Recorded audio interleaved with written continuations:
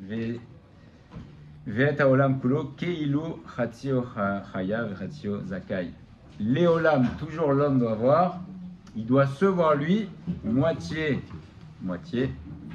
et le monde aussi. Il a fait une mitzvah, Ashrav. Heureux est-il parce qu'il a basculé lui et le monde entier du bon côté.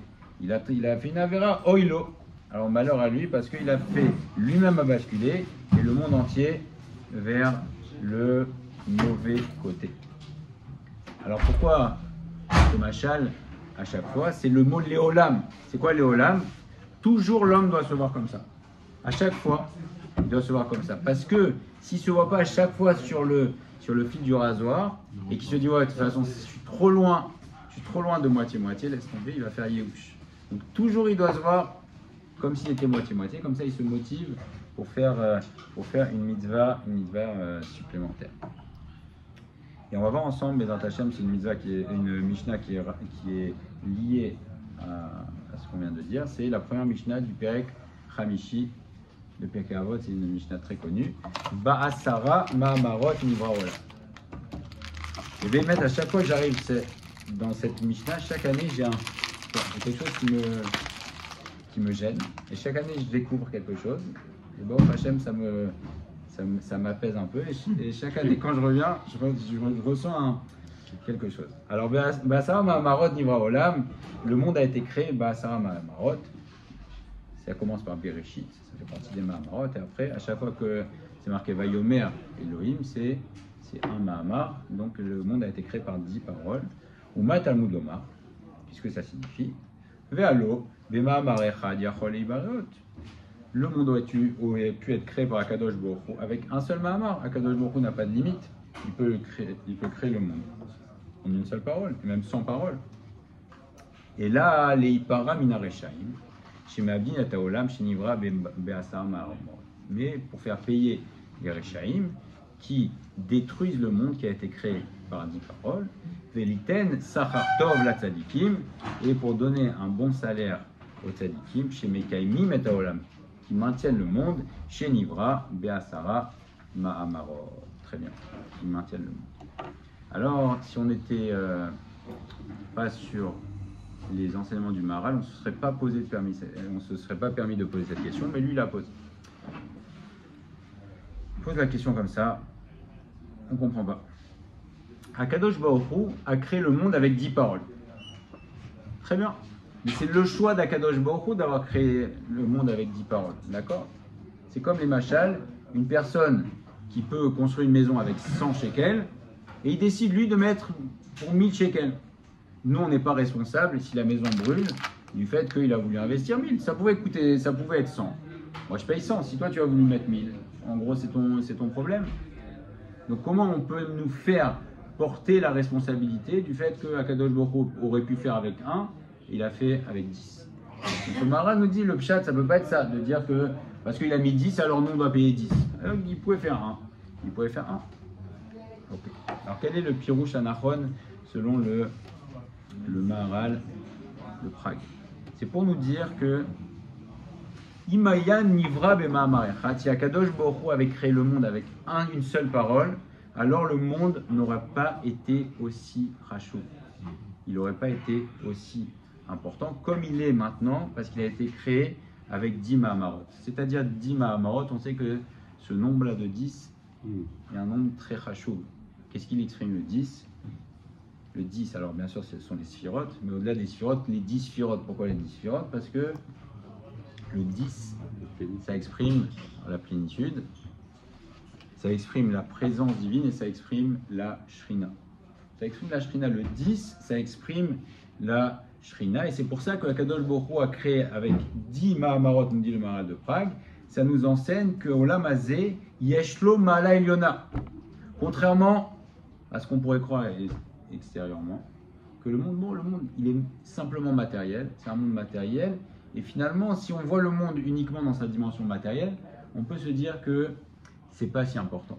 Et le message ici, c'est de dire non, détrompe-toi, ce monde-ci, même si tu vois qu'il est matériel, il a une ma'ala ilyona, il a une très grande élévation, Ve'Hashem idbarach shrinato ba'olam hazeh, et Akadosh Baruch Hu a mis sa shrina dans l'Olam Hazé. Donc le fait qu'on dise 10, c'est pour nous dire que le monde ici est important parce qu'il y a la présence divine, parce qu'il y a ce nombre 10 et donc il y a le Kavod Ashrina. Où est-ce qu'on voit ça? Il est marqué, alors c'est une des chansons qu'on chante à Shabbat, c'est Ki Beya Hashem Sur Olamim. Ki Beya Hashem Sur Olamim. Qu'est-ce que ça veut dire? Ki Beya Yudke Hashem Sur Olamim a créé des mondes. Donc Hashem il crée des mondes avec Yud Ke. De quoi on parle? L'Olam Haba il est avec le Yud. Il est avec le Yud. C'est le 10, ça tombe bien.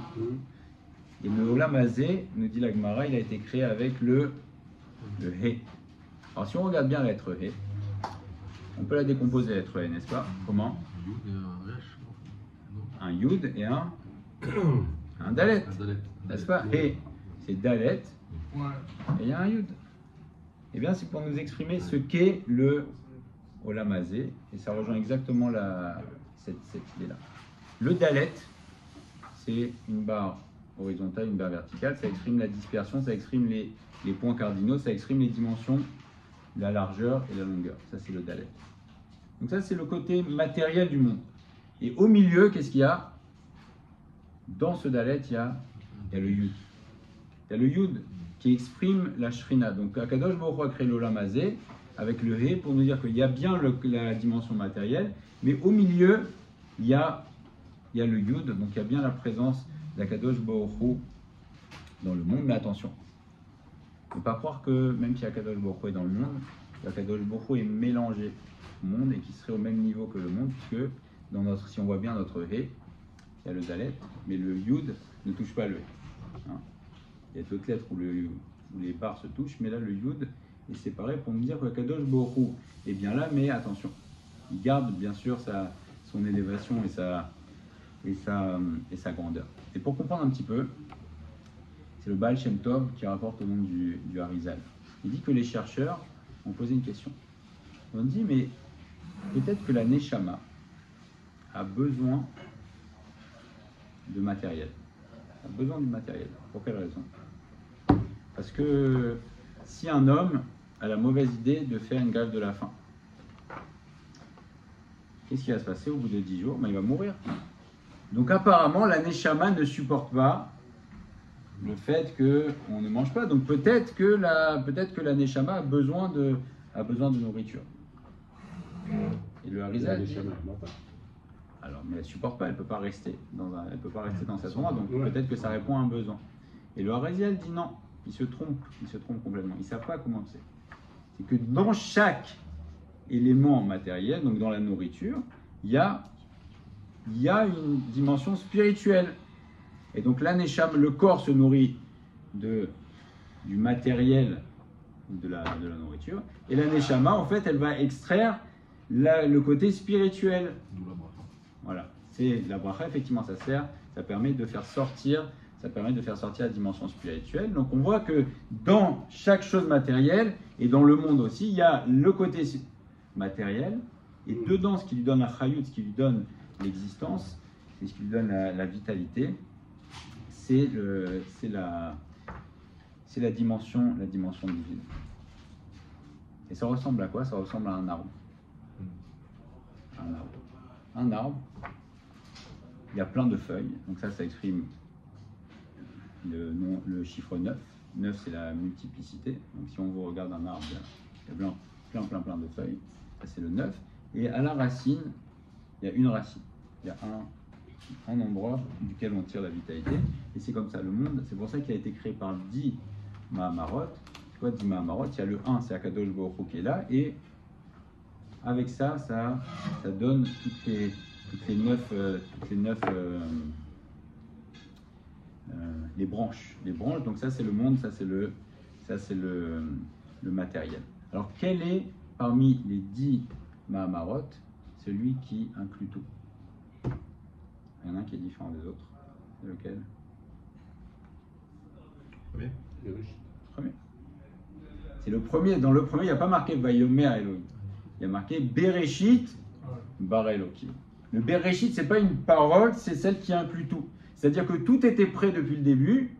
Et donc dans le Bereshit, c'est celui-ci, c'est le 1 qui inclut tous les autres. Après, tous les Vayomer sont des expansions du premier Mahamar. Et c'est pour ça que Kadosh Baruch Hu, au début, n'a pas dit Vayomer. Ça commence par Bereshit pour dire que ça inclut tout. Et donc ce Mahamar inclut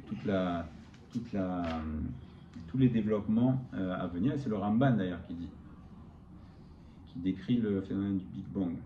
Ce que j'allais dire, les scientifiques vont dans cette thèse. Comment ? Les scientifiques attestent de ça en considérant effectivement que tout était un point. Voilà. Donc ils considèrent, c'est le Ramban qui dit que cette particule, c'est pas une particule en fait, c'est une force élémentaire infinitésimale qui contient en elle tous les développements du monde jusqu'à la fin des temps. C'est le Ramban, on peut aller voir. Dans Bereshit, ça peut pas être une triche. Le Ramban, on sait qu'il était il y a 1000 ans.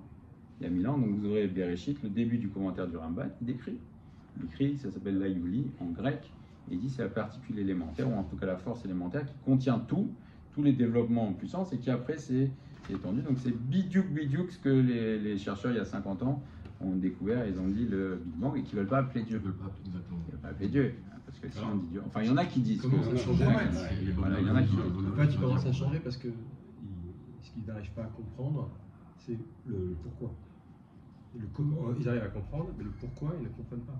C'est-à-dire pourquoi à un moment donné, ils considèrent qu'il y a forcément, ils appellent ça une force extérieure qui a fait que ça a explosé à un moment donné. Mais pourquoi ça a explosé, ça, ils ne savent pas. Voilà, ils ne savent pas dire. Ça, ils répondent jamais à la réponse. En tout cas, ils disent qu'il y a bien un début. Et le début, en fait, c'est de dire que c'est Dieu qui a créé. Parce que cette partie, effectivement, il remonte. Et à la fin, tu te dis, bon, mais d'accord, mais d'où ça vient cette force? Alors, évidemment que la réponse, c'est qu'il y a un créateur. Celui qui est de mauvaise foi, il dit, bon, bah, écoute, notre intelligence s'arrête là, il passe à autre chose. Mais bon, pour celui qui est de bonne foi, il faut bien qu'il y ait eu un moment quelqu'un qui a créé cette chose exceptionnelle, une puissance immense qui est contenue dans une particule infinitésimale. Et donc, c'est Akadosh Baruch Hu. Et donc, dans le premier Mahamar, le Bereshit, ça inclut tout. Et d'ailleurs, on dit que dans le premier mot de la Torah, il y a toute la Torah. Et dans la première lettre de la Torah, dans le Bet, il y a toute la Torah. Donc on voit toujours que dans cette particule, dans la première, dans le Rishon, il y a toujours tout qui est inclus. D'ailleurs, Bereshit, Reshit, c'est le premier, le début. Et dans le début, il y a tout. Et c'est pour ça aussi que c'est tellement important toujours de prendre un bon départ. Parce que le début, ça conditionne tout. Ça conditionne tout. Quelque chose qui part tordu, il part tordu. C'est la fameuse comparaison que prend le Rav Benichou. Tu prends deux droites parfaitement parallèles, vont jusqu'à l'infini, elles vont être parallèles.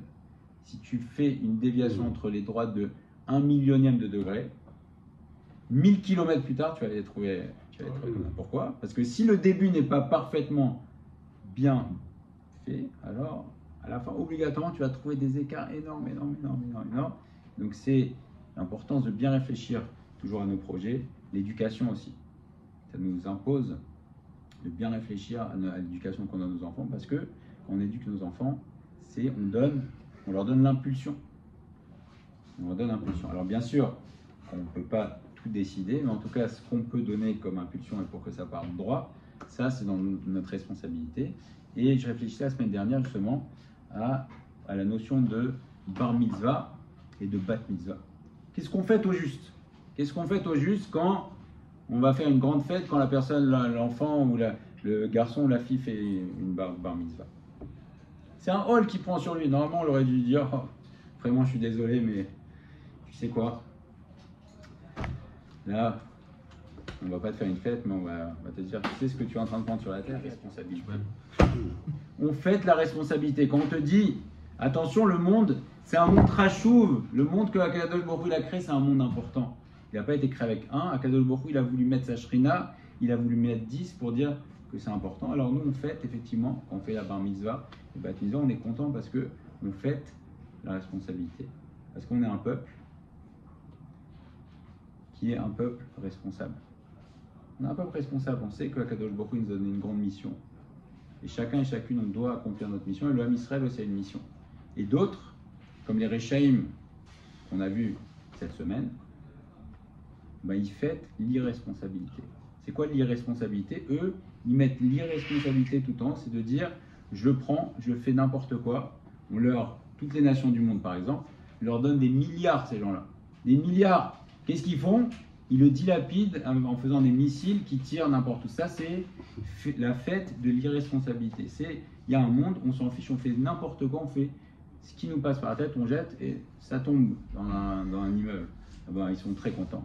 C'est l'irresponsabilité au plus haut niveau. Alors que nous, l'homme Israël, on est le peuple responsable par excellence. Et on a vu cette vidéo extraordinaire où ils sont sur le point de viser un responsable du djihad. Et ils voient, il y a des enfants, ils disent stop, on arrête tout. Quoi, tu arrêtes tout? Oui, on arrête tout parce qu'il y a un enfant. C'est un enfant palestinien, mais alors? C'est un enfant. Alors on arrête tout. Ben ça, c'est Be'asara Mahamarot, Akadosh Baruch Hu a créé le monde.